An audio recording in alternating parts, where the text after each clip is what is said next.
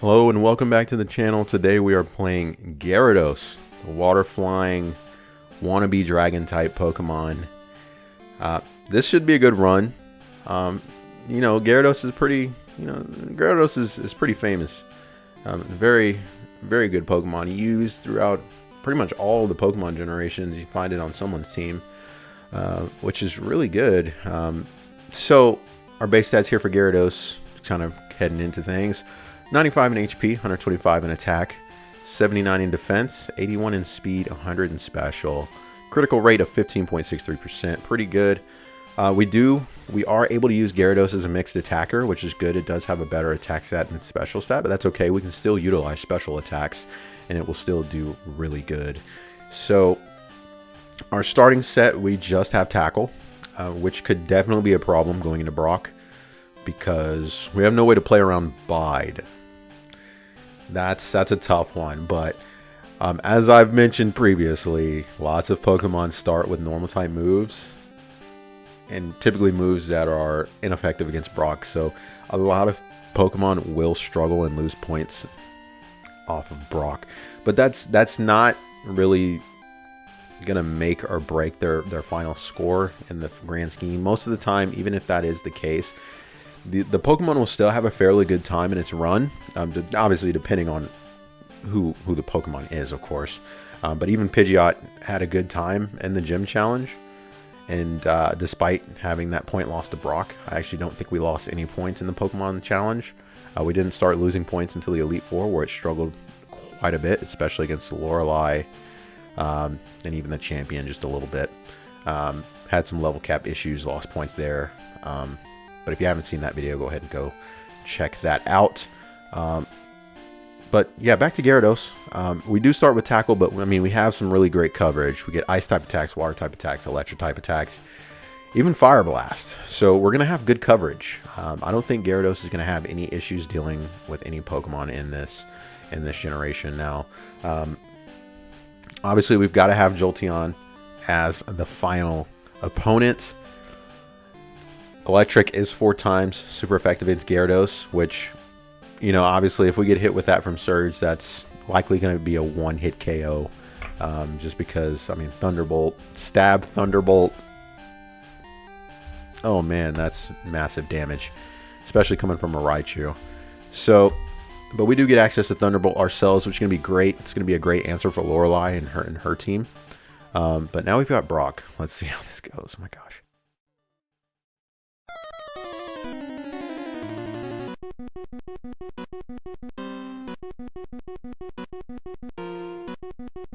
So in we go. All we have is Tackle, so that's the strategy. We just spam Tackle. We don't have any of the moves that we can utilize.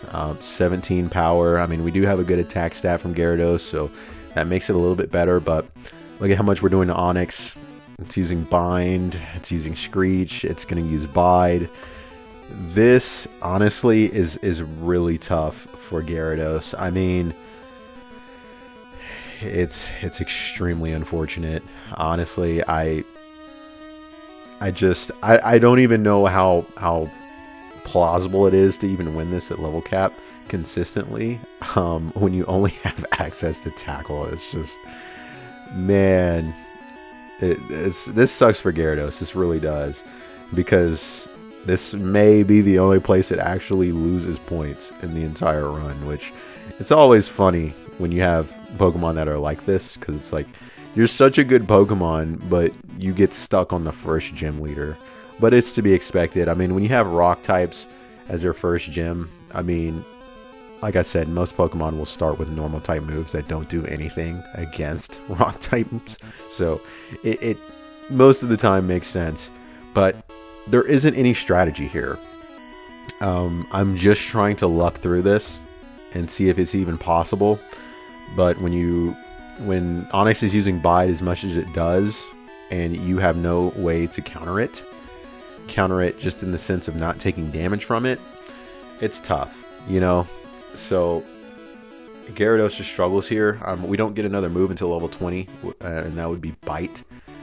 It would be better, and we'd be over more damage rounding thresholds, so we've got 13, 15, 18, and 20, so that we'd be doing significantly more damage than what we're doing now, but we still can play around Bide, so that still could be pretty bad if we're just, you know, probably the best bet there is just going for tackle as it would do the least damage. But yeah, this is a brutal fight for Gyarados, unfortunately, and right as we're about to get a win there, we get taken down. That was a tough one for me. So we're going to come in at level 15. Unfortunately, I just don't think it's very consistent or feasible at level 12. So we're going to go over 2 damage rounding thresholds up to 15. As you can see, it already just looks better. Even though we're taking damage from Bide, we are whittling away at Onix faster than it's whittling down to us. And that is how we're going to get the win there on Brock. So that's a tough point deduction there for Gyarados. We are going to lose 20 points. 28 points on that fight. 8 for the ineffective moves used and 20 for missing the level cap. So that I'm only going to get 5 points out of 33 for Brock. That's pretty brutal. Yeah. But fear not. Like I said, I don't think Gyarados is going to be losing points on any other trainers. Especially, we're going to pick up Water Gun here and attach Water Gun. I'm not sure why. It said I had struggle because I had 0 PP in tackle. I didn't even realize that. I was like, why does it say I only have struggle? No, we pick up Water Gun. We teach that just for now. Sometimes I'm like, I don't even think it's worth to pick up Water Gun because it's useless against Misty. And you're just going to get the Bubble Beam TM, which is better. So it most of the time doesn't make any sense to pick up Water Gun. But as you see now, we're coming to Misty level 20. We've got Body Slam, Water Gun, Tackle, and Bite. I think Body Slam with our attack stat is going to be plenty. We should not have any issues here. We are speed tied with the Starmie, but its only effective move is Tackle, and it's not going to do very much to us. It actually just decides to set up one use of Harden, and then we critical hit 2-shot. So Misty, super easy fight. Nothing we even need to sweat. Super easy. Now we get Bubble Beam, so this is why I was like, well, why did I even teach Water Gun? But I'm going to teach Bubble Beam over Tackle just so I guess have 2 moves that are stronger than Tackle. So yeah, but I don't know, Water Gun most of the time for me doesn't make any sense to pick up, so most of the times I just don't. I just wait until I beat Misty and get Bubble Beam. So now we've got to make our way, get our SS ticket from Bill, help him turn back into a human. Somehow he turned himself into a Pokemon. Okay, Bill, kind of weird, crazy experiments are you doing in here? But anyway, he's got some crazy tech that allows him to turn into a completely different species of being. But anyway, we're going to help him out. And then we are going to grab the SS ticket as a reward so that we can progress in the game. And interestingly enough, I think Gyarados gets access to like Earthquake in later generation games. So it's going to be great for those games when I run them. Earthquake, that wouldn't make a huge difference here if we had it. I mean, it would make Agatha super easy, but I don't think we're going to struggle with Agatha regardless. We're unable to use our physical attack stat, which would be better because there aren't any, until the physical special split, there aren't any good moves really physically that a Gyarados could use that isn't normal. So outside of Body Slam and Hyper Beam, so it doesn't make any sense. Now Surge, like I said, Thunderbolt likely to one-shot, and we do get it here. Its AI decides to randomly just go ahead. Let's click Thunderbolt, but we're going to come right back in. We're going to paralyze in the first turn with Body Slam and 2-shot, no issues. So Surge can either one-shot you or be insanely easy. We're going to pick up the Thunderbolt TM, and we are going to move on with the playthrough. 3 badges down, looking pretty good for Gyarados. We did get a 33 on Misty, a 29 on Surge. So no further point deductions as of yet after that rough performance on Brock. We're going to come pick up the bike, head back to Vermilion, get the Snorlax out of the way, make our way up to Lavender into Celadon City, where we will be picking up Ice Beam in order to take down Erica. Now Erica can still be a problem. Grass type attacks are neutral, so it is possible for them to pick those moves, those status moves, such as Sleep Powder and Stun Spore. So we could still potentially have an issue with Erica, even though we will have access to super effective Ice Beam. So we're going to come and heal here, set our waypoint for when we use Dig, and let's take on Erica and see if she gives us issues.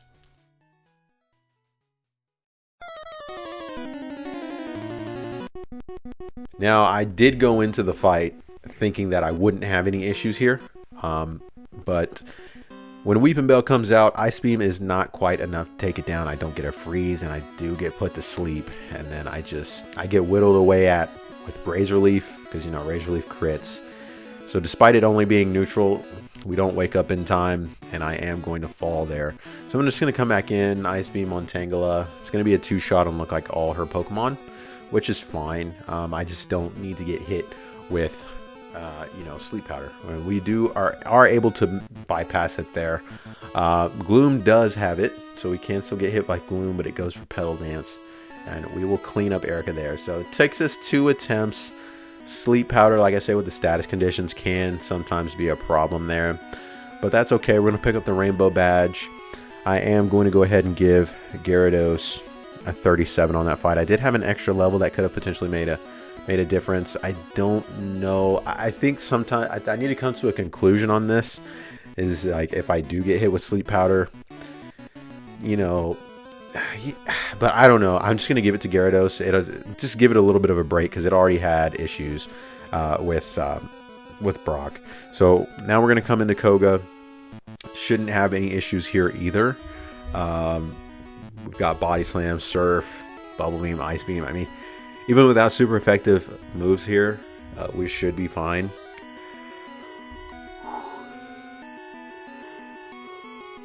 Pardon me. I did have to take a big yawn there. So, yeah, we're going to be utilizing Surf, as it is our strongest attack. And we're not taking any damage from these Venonats, so we're doing pretty good damage. 130 special stat, 171 in attack. We are going to get hit with Toxic, but, I mean, does that really make a difference? I don't really think it does. We're going to take down Koga very easily. That'll take care of him. Now, the next 3 and final gym leaders, they stand absolutely no chance against Gyarados. And I mean, that's just the reality of the situation. I mean, Body Slam will take care of Sabrina. I've got Surf for Blaine and Giovanni. Not worried about his Rhydon. His Rhydon does take 4 times damage from water type moves, and it is Stab. There's no chance Rhydon survives a Surf to use Rock Slide, and even if it did, we might have enough defense to tank one of those. But we're not going to have to worry about that. What we would potentially be more scared of is Thunder from Nido Queen and Nido King. But like I said, Stab, super effective, Surf should be plenty to take care of the Nidos. So I shouldn't have to worry about them using Thunder, because currently, without that super effectiveness accounted for, I mean, Surf is doing 142 effective power. That's after same type bonus. So you slap on a 2 times for super effective. Are you really surviving that? Realistically, are you gonna survive that? I don't think so. So now we're coming over here to Sabrina, and I don't know, Sabrina's kind of in this weird position where I feel like I should just start skipping her out of the videos entirely. For most Pokemon, because I mean, this usually is it goes the same. Like, this is exactly how it went for Pidgeot. You 1-shot the Abra and the Kadabra, and 2-shot the Alakazam. Like, is that even worth putting in the video? I mean, I could just essentially just start summarizing that fight without having to show it, because it's just, she's rarely a threat, honestly. And honestly, I don't think there's going to be many Pokemon that would struggle there, because even Pokemon that are weak to Psychic type moves, they are typically physically strong enough to take care of her and quick enough. There's not a lot of Pokemon that are slow that are going to struggle there, that aren't going to have a way around that fight. So I don't know. Sabrina just not very scary of a gym leader. Like I said, we'll be changing that in the hardcore run. We'll be giving her, I think I'll actually give her access to her red and blue team. I think that's a little bit more effective than Abracadabra. Abra doesn't do anything but lower your accuracy, which isn't, I mean, it's essentially useless. Like, Abra doesn't do anything. And I get the whole Abracadabra Alakazam thing that they got going on, but we want to see a challenge here. These are challenge runs. These are challenge solo runs. We're trying to test these Pokemon and determine who's the best. I mean, obviously, The answer realistically is probably Mewtwo. I mean, Mewtwo has the strongest performance, so likely in the hardcore format, it's probably not going to make a difference in the grand scheme of things. I'm expecting Mewtwo to be the top of the top, but it will still be interesting to see where all the other Pokemon rank. Obviously, Mewtwo is extremely busted, so I mean, it's an expectation. Everyone else, it's like, okay, where do all the other Pokemon struggle at? I mean, and in Generation 1, there's the Psychic type that essentially doesn't have a weakness. There's no significant bug type moves outside of Pin Missile, Twin Needle, and Leech Life, but their effective power is also low, even if it's Stab and super effective. I mean, I don't even think that's higher than 75 effective power after all those are calculated in. So it's really extremely bad. I mean, until we get stronger bug moves like X Scissor, U-Turn, stuff like that, like the Psychic type in Generation 1 is just king, honestly. It's the most superior typing in terms of defense because it's essentially not weak to anything. There aren't any strong Ghost type moves. Lick doesn't even affect Psychic type moves. Like the Ghost type doesn't even affect them when it's supposed to. So I'll see if that can be fixed in the hardcore challenge. Not entirely sure. I feel like I saw a video where that like somebody tried to like fix that in the code and it just like didn't work properly. So I don't know. I'll have to play around with it and see if that's a possibility for the hardcore run, because not that it would make a huge difference. Realistically, I don't think it would, which kind of would make it even pointless to do just for maybe the few cases where a Pokemon would use Lick against you. But yeah, I'm super excited for the hardcore challenge. I'm going to be completely honest. That's what I'm looking forward to most. Just seeing not necessarily a better version of the game, but like a more challenging version, I guess you would say, of the vanilla version. It's going to be like a modified vanilla Pokemon Yellow, just with some tweaks to the gym leaders mainly in Elite Four teams. I will be allowing them to have legendaries. I think, you know, these trainers not having legendary Pokemon, I don't really like that, because it's like these Pokemon these are some of the strongest trainers. You're telling me the main player character is the only one who can catch a legendary and use it on their team? Nah. So I'm looking forward to it.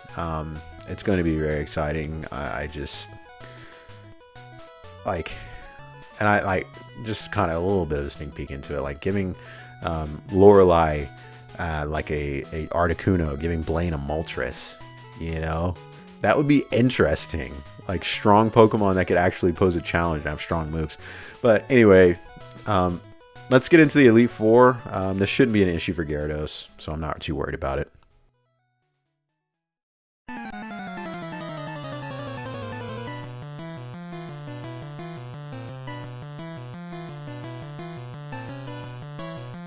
Now, Ice type attacks are neutral here, so I mean, we still have the chance of getting frozen in some cases, but we do have Thunderbolt, and as you can see, that's going to take care of Cloyster in one hit.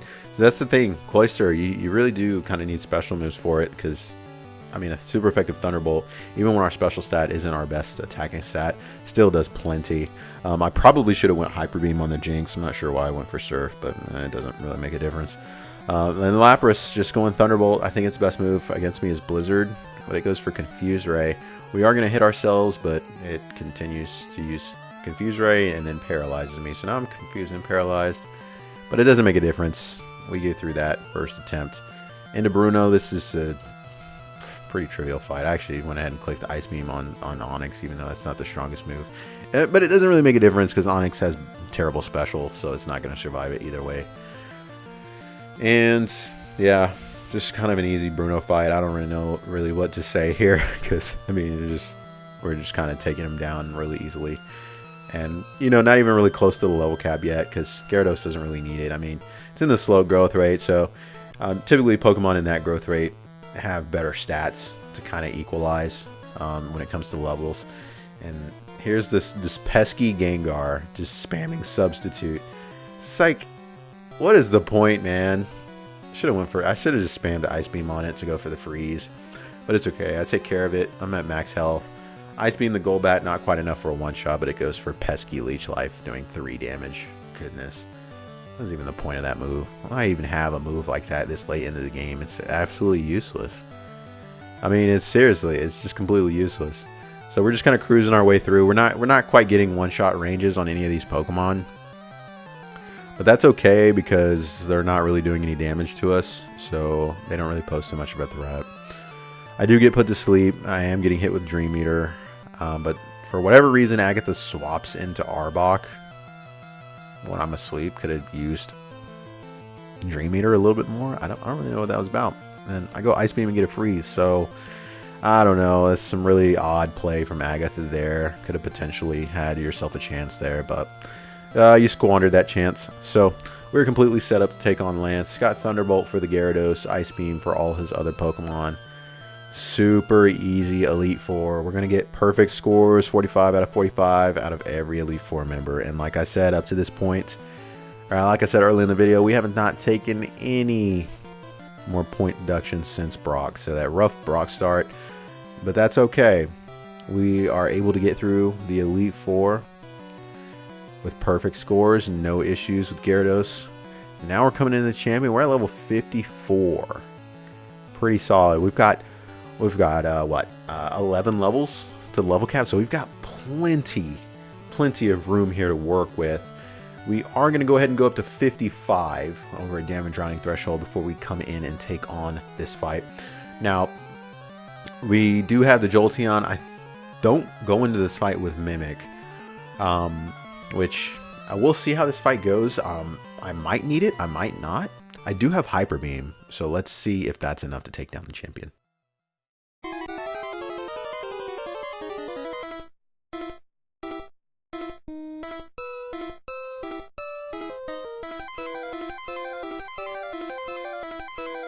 Okay, we've got Ice Beam or Surf. Surf is the better move, and I think was that a Gen 1 miss? I got a Gen 1 miss on Surf and took a slash. Hyper Beam on the Alakazam, that will do plenty enough. We've got Ice Beam for Exeggutor, but that's not going to do enough. And unfortunately, Grass is neutral, so it is going to go for Leech Seed. Sucks. We do get the freeze, but there's nothing really we can do with that. We don't have any setup moves, so which will change in later generations when Gyarados gets access to Dragon Dance. I'm really excited for further generations. Like, I have been watching other people play it. I'm like, oh, dude, I want to play the Gen 2 and 3 games so bad. When movesets and new moves get introduced and new typings, it's so exciting to think about. But we do end up going down on that first attempt there. Just a little bit of some unfortunate events there. Plus, you know, having that Leech Seed on us, that never helps. But we make it to the Ninetales with good health. We're going to go for Surf. Not quite enough to get a one-shot, surprisingly. But we are going to take it down. And we are outsped by the Jolteon. It is going to miss Thunder. And we just don't have enough to take it down with Hyper Beam. So it goes for Thunder. It misses again, but I miss Hyper Beam, and that was the last Hyper Beam I had. So I just had to go ahead and reset. I knew I wasn't going to one-shot with any other moves because Jolteon has pretty good special. Its defense isn't that great, which is why I have Hyper Beam on my set still. Utilize my better attack stat. And looking at the overlay there, I am still getting outsped. And if I do get hit with a Thunder, that's GG. So we're at level 58 now. I realized that I probably needed to be. I'm still not outspeeding, but there is the chance for Ninetales to go for a Tail Whip, which I believe, looking at our speed set there, it could potentially put me over the threshold because the Ninetales actually doesn't survive there. But that's okay. We get hit with another Massive Thunder because we do not outspeed. See, this is why you choose Jolteon. It's just fast, man. So I actually ended up going over 63. I kept in mind of the Jolteon speed stat. So 63 was what I had to come to so that I would outspeed it. As you can see, it has 184 speed. So at level 63, I have 185. Just enough for me to consistently outspeed. Because I think that's what I had to do to make this consistent. Now, I do miss Hyper Beam. And I have to reset because of that. So I just skip all the other fights. There was nothing really much to see. I just had to hit a Hyper Beam to win that fight there. So I just cut out all the rest of it. Because obviously all the other Pokemon aren't really a problem. It's just the Jolteon. So that's Gyarados. We finished the game at level 63. And looking over all of Gyarados' bonus points, we've got 16 for coverage. We've got -6 for weaknesses. Resistances, we got +16. Finish level, 2 points. And base stats, we get 11 points. This is in the water category. So Gyarados will get a final score of 532 out of 583, percentage of 91.25%. That will slot it into the A tier amongst water type Pokemon. Looking at the flying type, Gyarados is going to get 12 base stat points. I believe that's just one more than in the water category. It is. So we get one more base stat point there. So that's only going to kick our score up by 1. So Gyarados in the flying type category is going to get a score of 533 out of 583 for a final percentage score of 91.42%. A tier in water and flying types. So for all 151 Pokemon, when we filter over for this, Gyarados is going to get 27 base stat total points. Quite a significant jump from 12. So that'll be 15 extra points added to its score. So that'll give it 548 out of 583 for a percentage of 94% even. Still in the A tier, not quite in the S tier, but we're towards the top of the A tier, which is fantastic. So Gyarados, despite that tough start on Brock, still got an A tier finish. So that's why I say, like, even if you struggle on Brock, you can still get a good score. Now, I will say, if Gyarados did not struggle there and had access to a water type move, it would be in the S tier, because 28 points would definitely put it in the S tier. I mean, it's at a 94%. It needs 95% or higher to get into the S tier. So we have a potential S tier candidate. It just kind of, you know, its early game learn set kind of prevented it from being an S tier finish. But good run on Gyarados overall. Next up, we've got Ninetales on the list. Stay tuned for that. I'm excited for it. First fire type that we've played on the channel, so it's going to be fun. Stay tuned for that, and I'll see you in that video.